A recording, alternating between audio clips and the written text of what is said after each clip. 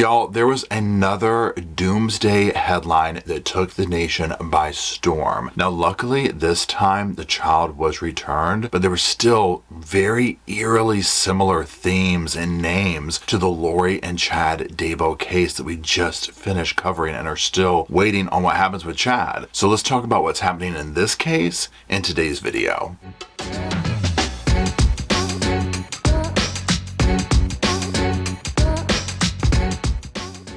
So with CrimeCon happening in the month of September, I wanted to make sure that my budget was on point for a major trip like this. Now today's sponsor, Rocket Money, helped me get there and achieve all that and more. Rocket Money is an all-in-one finance platform that helps you save more and spend less. The personal finance manager allows you to manage subscriptions, lower bills, monitor your credit score, and build your savings all in one spot. Okay, so I want to talk about a couple of major things that have worked super well for me on this app. So first and foremost, the budget aspect of this app has been amazing. Rocket Money goes in, it sees what your spending habits are, what you're spending your money on, when, where, how, all that kind of stuff. It'll even set a budget for you and then send you these friendly little reminders when you're going over it. And it's also helped me to learn what truly is a necessity and what might not be. Now, another thing, major for me, was it monitors your subscriptions and helps cancel them at like the click of a button. Rocket Money will safely and securely identify recurring charges or unwanted subscriptions for you. And this is the best part. You can cancel it, like I said, with the click of a button. So you know how a lot of these sites that we sign up for make it super hard to actually cancel it? First of all, I found out I was subscribed to a couple of things twice, okay? I was like, Paul, what are you doing? But Rocket Money takes all of that ease away and it's literally the click of a button. I love this. And another thing is the savings. I absolutely have loved this feature. You just set it up, choose the amount and the frequency, and Rocket Money will automatically deposit savings into a smart savings account, and you can withdraw that anytime. You can also monitor your credit score, lower your bills, and look, Rocket Money is already trusted by 3.4 million members and counting. So go ahead, try it out today and unlock more features with premium. Head to rocketmoney.com/reportinglive or click the link in the description. Hello, Sofa Squad, and welcome back to the sofa. Sofa's still back there with Mr. Roscoe, our little mascot, and my name is Paul. Now, like I said, what we're going to be doing today is we are going to be covering this latest headline, the Doomsday headline. I waited a few days for this to kind of come out, like play its course, if you will, because I was waiting with bated breath. But then when I started looking into it, I was like, this is, I mean, we're still going on with this with Chad and Lori, right? And the same thing is coming out with these same names popping up. So what I want to do is I want to talk about it in today's video. Like I said in a little intro. And the way we're going to do that is we're going to look at a couple of different articles, look at the police report on it or the statement that they put out, and then look at a few clips from Nate Eaton of East Idaho News. We're going to be looking at the father of who I consider the victim, the child that was kidnapped. We're going to be looking at the interview between him and Nate Eaton. Now, the things that the dad was saying in relation to like this train of thought that the mom and the I guess to him, brother-in-law, were going down this whole little rabbit hole. I was like, oh my God, y'all, we just finished this. We're still doing it, right? We're waiting for Chad's trial. These same themes, some names are coming up that I was like, what? How? This, please make it make sense. It's so scary. But now, luckily, in this case, the child was returned. I say child, he's a teenager, but nonetheless, he's a minor, right? He was taken against his will. So he was returned safely. But again, how many times is this happening that it's not being reported? People are scared to come forward, that type of thing. So anyways, that's what we're going to be getting into today. Now, remember, if you do want to follow me on the old gram, on the old Insta, well, go on, click it. It's right on the screen and it's down in the comments, or not the comment section, but the description section. So go on, check it out there. Mr. Roscoe hangs out there. We do little updates and stuff like that. Anyways, let's go ahead and get into it. What I want to start first is by looking at the police statement that they did, and we're going to look at basically the timeline of it, because it's like a few updates just to get everybody on the same page as to what popped off and the end result of it before we get into the nooks and crannies of it. So let's dive in. Okay, so looking down here at the bottom under original release, it says the Gilbert Police Department is actively pursuing all leads that can assist us safely locating 16-year-old Blaze Thibodeau. On Wednesday, October 25th, 2023, the Gilbert Police Department received a report of alleged custodial interference involving Blaze, who is believed to have been taken out of Arizona by his mother, Spring Thibodeau, due to concerns expressed by the teen's family regarding his welfare. We are requesting that anyone with information regarding his whereabouts contact the Gilbert Police Department. It gives the name of the place to go. He's been returned at this point, so the numbers, we're not going to put the number up there right now. So let's go ahead up to the top of the page for the updates. It says Gilbert, Arizona. The Gilbert Police Department and FBI's Phoenix Field Office announced tonight that 16-year-old Blaze Thibodeau has been located safe by U.S. Customs and Border Protection agents at the Alcan port of entry along the eastern Alaska border. Blaze was in the company of his mother, Spring Thibodeau, his uncle, Brooke Hale, and his sister, Abigail Thibodeau. Spring, Thibodeau, and Brooke Hale were arrested on valid full extradition warrants and turned over to Alaska State Troopers. Thank you to everyone who assisted by sharing information in our investigation to locate Blaze and reunite him with his father. Okay, so consider that like the bookends, right? This is what took place there. Then, he's been returned home. That's what matters the most, right? He is home safe. And also behind that, charges have been filed. We'll get into my thoughts on this a little bit deeper as we go in, but I just have to acknowledge at this point, it's heartbreaking to hear this, but it gives me goosebumps right now. I might need the Dixie plate.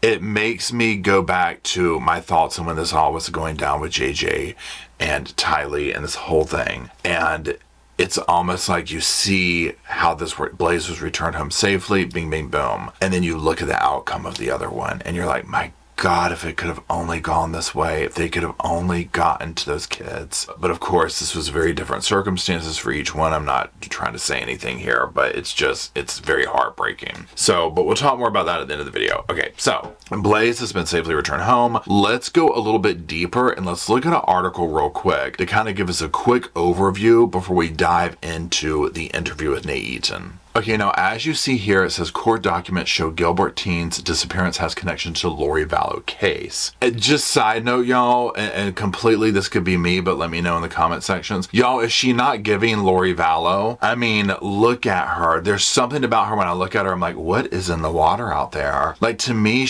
I don't know if it's the eyes or the eyebrows or I don't know what it is, but she almost has that look, that vibe. So anyways, let's keep going. This is by Michaela Marshall, published October 31st, 2023. It says some startling new claims in court documents involving the disappearance of an Arizona teenager who was found safe Friday in Alaska after sparking an international search. Blaze Thibodeau is okay, but prosecutors want his mother and uncle extradited to Arizona to face charges. Court documents show a chilling connection to another Gilbert and Boise, Idaho case, Lori Vallow. She was sentenced to life in prison for killing her kids due to some kind of belief in a biblical apocalypse. While Blaze is now safe, court documents reveal his dad feared the worst when he was gone, saying his mom shares similar views with Vallow. Blaze's story starts at Phoenix Sky Harbor. Court documents say his mom, Spring, took her 16-year-old son out of school early last Monday to catch a flight to Boise. His older sister Abby and Spring's brother Brooke were also with them. Court documents say Brooke was the leader of the group who shared Doomsday beliefs. Records show Spring believes Blaze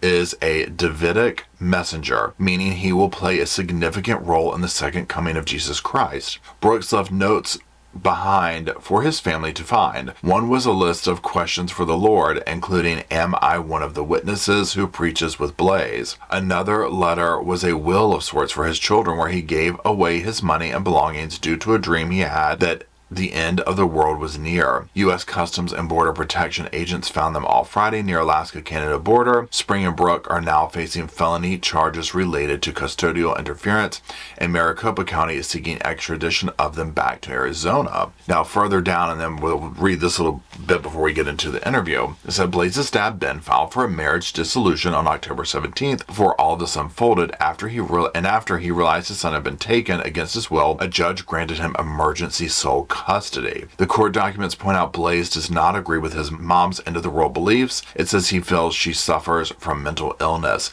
Spring has a family court date set for Wednesday. Okay, so that's a nutshell right there, right? You're going to hear some of this from the father and whatnot, but I just wanted to get it all kind of summed up there. So let's go over this interview now. I picked out a few clips to talk about, and throughout that, we're going to talk about some other players in this that have been, their names have been named. So let's go ahead and get into that part.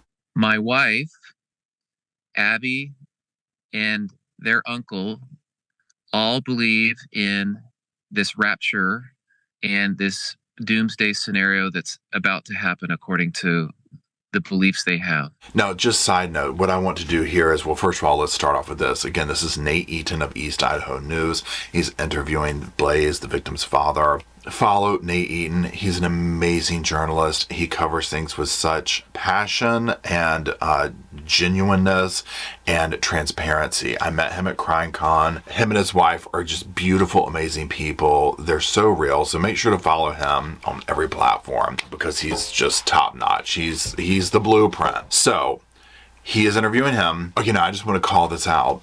When he calls all this out, he's saying his wife, I'm thinking Lori. Then he says her brother, Brooke, I'm thinking Alex. Okay, then he says Abby, I'm thinking Melanie Pulowski.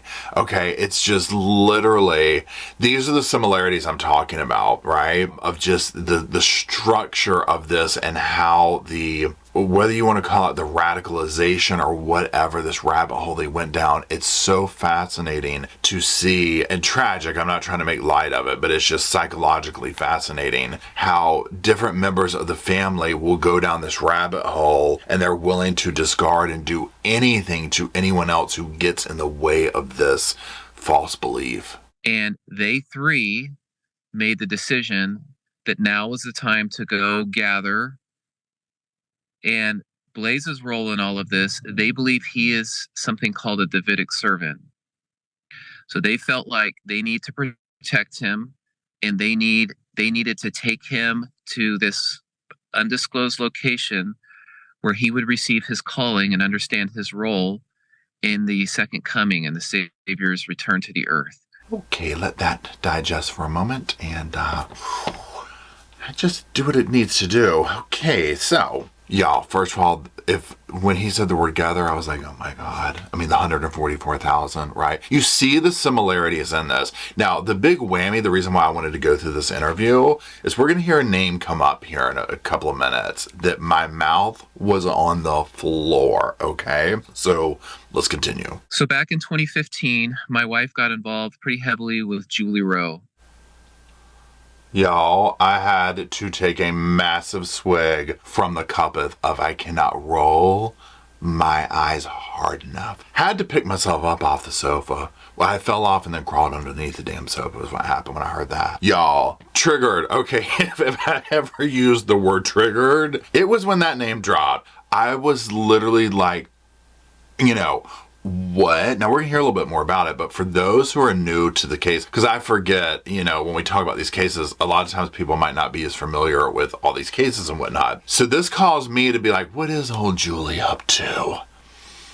Okay, y'all, let's just introduce Julie to a few people here. So one thing that to keep in mind is Julie does many things. She's a healer, an author. She's very involved in all this type of stuff. And her name just always seems to come up. So first of all, we're going to go to her Amazon page real quick and we are going to just look over it. So you see here, it says Julie Rowe about the author. She's been married to her husband, Jeff, for nearly 20 years. They have 3 beautiful children. She's the second oldest of 10 children, raised as a military independent and has lived in several different states, goes on to name them.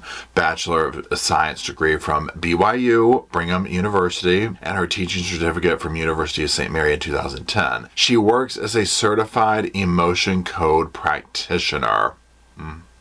Okay. She loves camping and recreational activities with her family and attending her children's athletic events and music concerts. She also enjoys spending time with extended family and friends. She's an avid reader and loves learning about history, geography, science, variety of other subjects. One of her favorite things in the whole world is to do family history work. She also enjoys meeting and talking to new people. She has a passion for missionary work and is a strong testimony of importance of spreading the good word. She is very grateful for the tender mercies of the Lord and has been a recipient recipient of many. She is very grateful for the blessing and opportunity she's been given to share her story. So you might be asking, well, what is her story? What's going on up in here? Well, let's just go look at some of these books. So she's very well known for A Greater Tomorrow, My Journey Beyond the Veil. This is where she's able to cross over. It says in 2004, she was a happy wife and mother.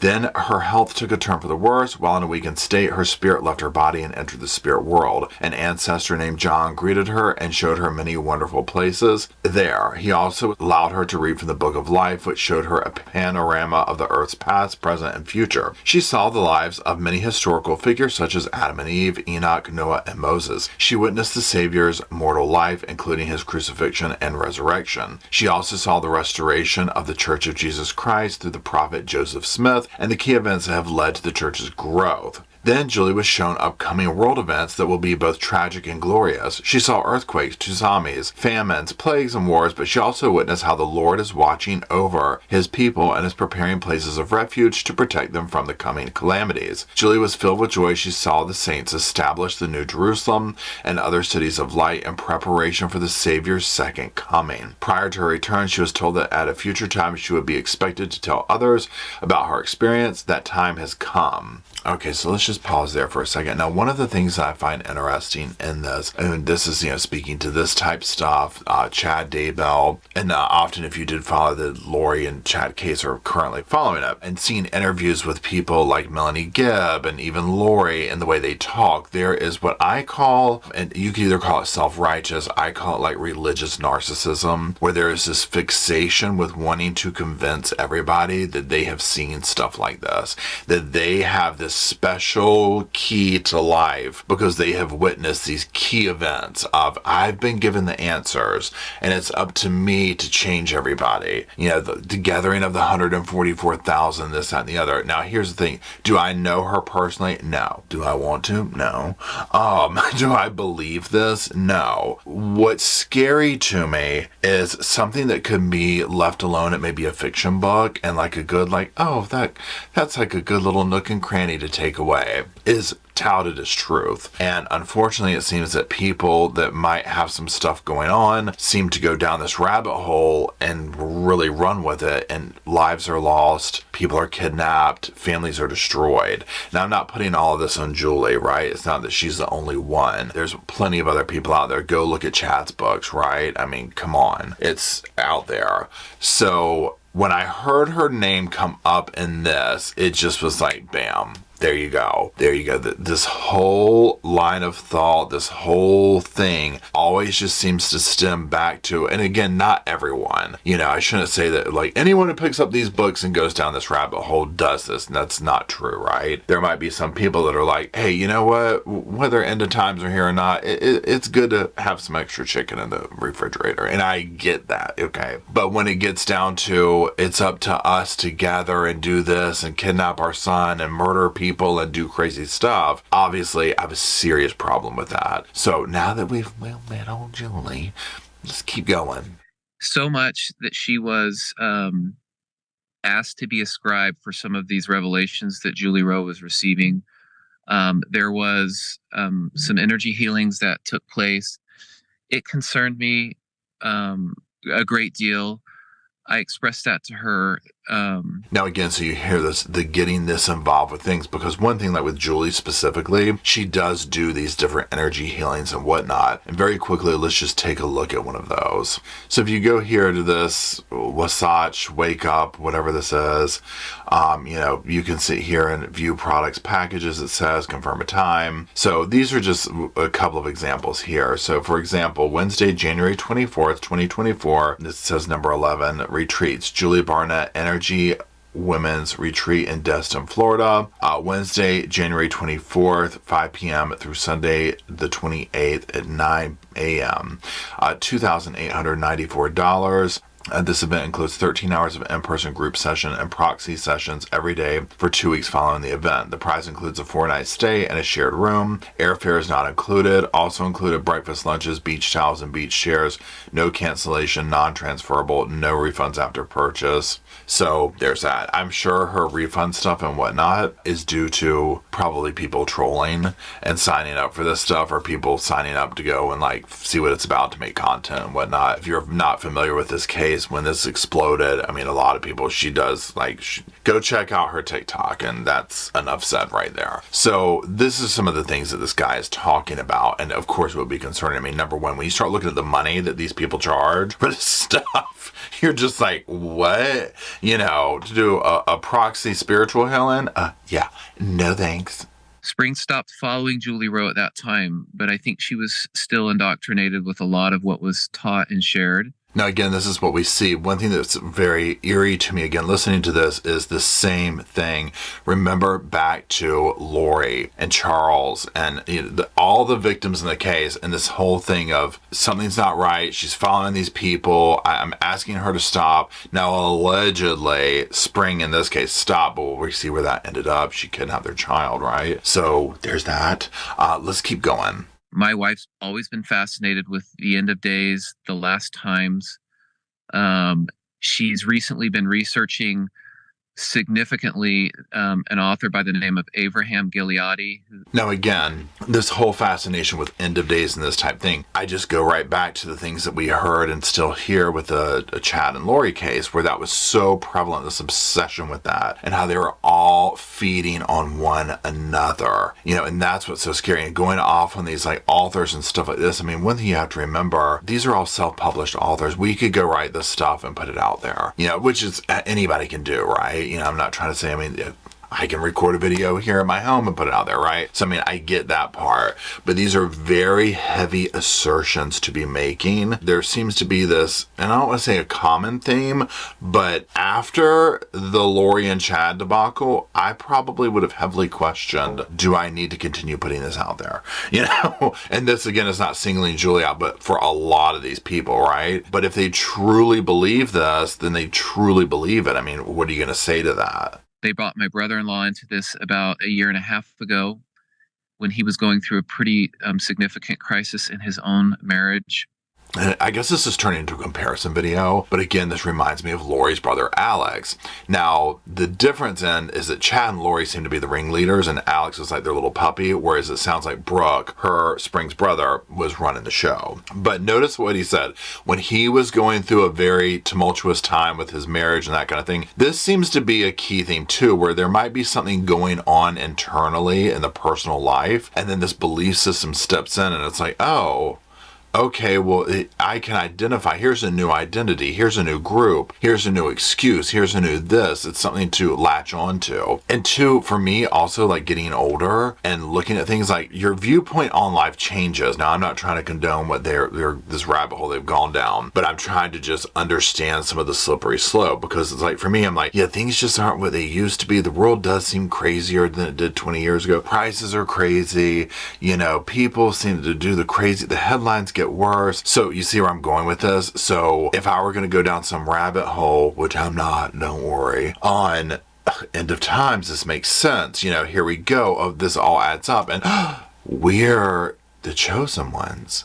It's up to us to save the world. Now, to me also, and again, I don't know them, I'm not a shrink, I'm not a doctor, but, as stated before, whether it was the son or the husband that thinks some mental stuff is going on, because you'll hear, he still speaks very highly of all of them. Like, they're good people. I'm not sure what happened. And the same thing went down with Lori and Chad, right? Now, I don't know about Chad, but people were like, look, Lori used to be like this wonderful mother, and then she went down this whole thing. So it seems that when people are in a weakened state, whether that's spiritually, mentally, whatever, that's where some of these things can creep in. When she was into the Julie Rowe stuff, she started spending significant amount of money on food prep.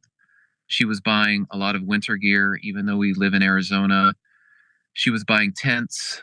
She was convinced that that the saints would have to gather in the last days up into the mountains, and she was preparing for that.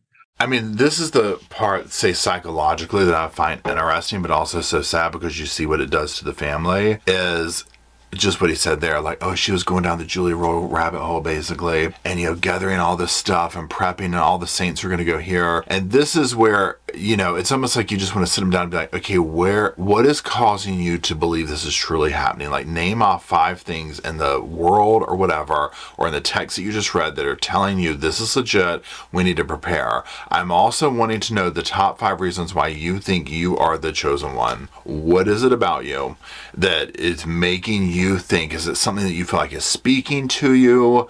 Is it something that is it a holier than thou thing? Like, what is it? Because that just seems to be this theme. And then when you hear people talk, and I'm specifically thinking of like Lori and Melanie Gibb right now, where they speak in this religious way that I'm like, this feels like pandering. This feels like self-righteousness. This doesn't feel like religion. Okay. It feels like a narcissist going on a spewing, spout about how wonderful they are. They still have games left this season. There's no way that he would have gone along with this. So they've coerced him, possibly sedated him. He's probably maybe been threatened.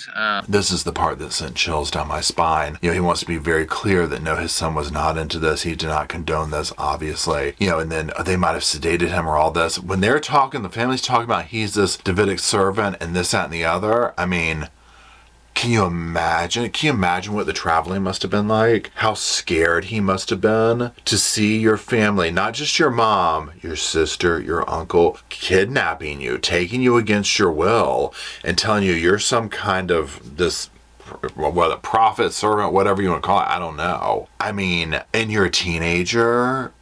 Come on. That would have scared me to death, okay? And this is where I'm like, thank God they got him. Thank God they got him. Because if he was going to be the type that was going to be like standing up against us, who knows what they could have done to him eventually. I'm still married to her. There was a petition filed for a dissolution last week between her and I. She's been wanting to divorce me, but she did not want to be the one to file because it's public record in Arizona. Now, again, when you get into these reasonings, now he doesn't say this specifically, but I'm guessing it's probably due to religious reasons of her not wanting to, it's public record and her not wanting to be the one to file type thing. I could be wrong. That's my own thoughts there. But so interesting how it's always like, oh, they don't want to be with you, but they want blank from you. They want your money. They want this or that. And what I'm speaking of specifically is I'm looking back at the whole debacle with Lori and Melanie and all these people in that family who were, wanted the husband's money or the wife's money, whatever the situation was in there, but they didn't want to divorce, they didn't want to do this and that. And it's like, why couldn't you have just, asked or whatever instead of killing and doing this and that? And in this scenario, just leave. You don't have to kidnap your son. You don't have to, because they drained bank accounts. Of course they do this, right? You don't have to do this or that. Now, she didn't specifically, but he'll talk about, and we might be the next clip about what Brooke and Abby did financially. That's the part that just frustrates me. It's like it's almost like they know they're doing something wrong because they can't just come out and say, I'm doing this. But if they did, obviously their spouse is going to be like, this is insane. What are you talking about? I'm not going to give you that money. And in their world, they're probably like, oh my God, this is so real. We have to do it. I'm going to do anything by any means necessary, right? I'm just kind of playing this out in my head right here. Let's just stop that and go on to the next clip. But the amount of time she spent talking to Abby and Brooke on the phone, the frequency, we're talking hours a day, multiple times a day, for the last year and a half. So again, you can hear this obsessive behavior, right? They're doing nothing but talking about this hours and hours a day, living in that world. And I think that's a key ingredient that we see with this is, and maybe if you want to call it the indoctrination or whatever, where they are just eating, sleeping, and breathing this train of thought until it does become their world. It does become real. And they were able to pull video footage, and they saw Abby, my daughter, my wife, and Blaze come off of the airplane and leave the airport and get into the white SUV that Brooke is driving. That they just thought they were on this mega important mission at that point. Poor Blaze, scared out of his mind. And again, the the family members, this gentleman, Abby's husband, people that love them and whatnot, were like, oh, thank God when they saw them alive get in that van. I'm sure there was anger mixed in with that and concern, but thank God, because again, like, he knows the whole Lori Vallow situation. How wouldn't you? Especially in that part of the country. So it's like, oh my God, she's gone down this rabbit hole and now my son's missing and this and that. I mean, can you imagine the level of absolute fright that you would have? I remember years ago, my wife, when she was into Julie Rowe stuff, I think Julie had mentioned something about Idaho being a safe place to gather, but I don't know. I don't know why Idaho. And $1 million question. We all want to know why Idaho, right? And again, you hear him say he goes back to Julie Rowe so much, and this is clear that his wife, this is probably who she really went down the rabbit hole on, was Julie Rowe. And again, not to single Julie out, there's plenty of other people who are doing the same type thing, and so it just might happen to be that that's who his wife latched onto in this one. But you see how dangerous this can be. Would incapacitate him because my brother-in-law, when he left notes for his children saying he was not coming back and that something amazing was going to happen very soon with the return of the Savior. Now, can you imagine his family? We're speaking of Brooke now. They're thinking, they're leaving. He left a will. He did this and that. And, okay, here we go. I'm never going to see y'all again, but here's how it's going to happen. Amazing things are going to happen. And now he's sitting in jail. Probably calling them, his wife, to be like, hey, could you come get me?